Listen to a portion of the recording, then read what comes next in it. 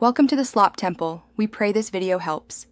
You start by preparing the icon and a shortcut so changes stick.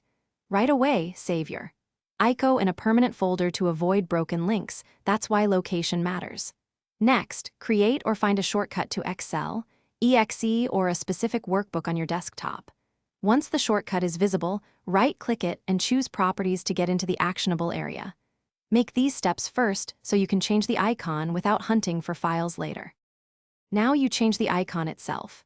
In Shortcut Properties, click Change Icon, then browse to the ICO you saved, select it and hit OK.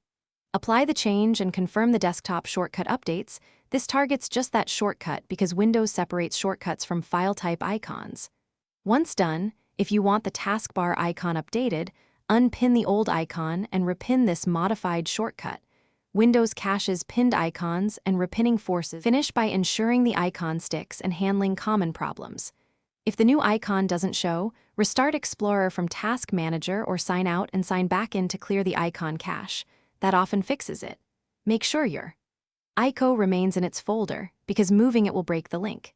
If you need to change default Excel file type icons system-wide, that involves registry edits or a trusted tool. Backup first. Troubleshooting tip: restart Explorer before touching the registry.